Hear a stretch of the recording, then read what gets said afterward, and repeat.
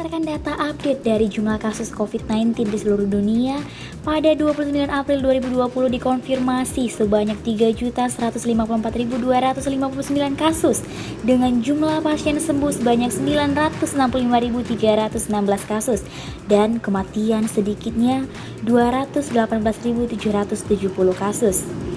Sementara itu, sebanyak 1,97 juta pasien corona masih menjalani perawatan di seluruh dunia dan 56.833 orang diantaranya berada dalam kondisi yang kritis.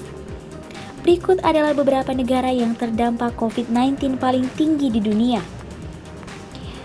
Negara paling tinggi kasus terdampak COVID-19 yang pertama adalah Amerika Serikat, yakni berjumlah 1.035.765 kasus, dengan kasus sembuh sebanyak 142.238 kasus, dan kasus kematian sebanyak 59.266 kasus. Kemudian negara dengan kasus tertinggi kedua adalah negara Spanyol.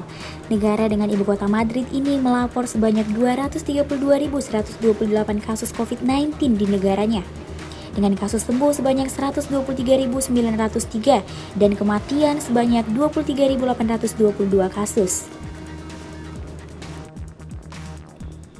Kemudian di urutan ketiga ada negara Italia yang juga menjadi negara kedua yang memiliki kasus corona tertinggi di benua biru itu, yakni dengan jumlah kasus 201.505 kasus sembuh sebanyak 68.941 dan kematian sedikitnya 27.359 kasus.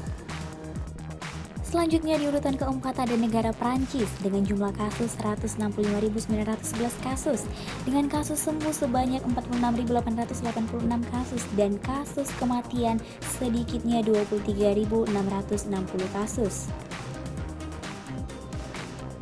Kemudian negara dengan kasus tertinggi kelima di dunia adalah Inggris. Negara dengan ibu kota London ini melaporkan 161.145 kasus COVID-19 di negaranya, dengan kasus kematian sebanyak 21.678 kasus dan belum ada yang sembuh. Berikut kelima negara yang terdampak COVID-19 terbesar di seluruh dunia. Jangan lupa untuk selalu mengikuti perkembangan informasi dari Garuda On The Spot.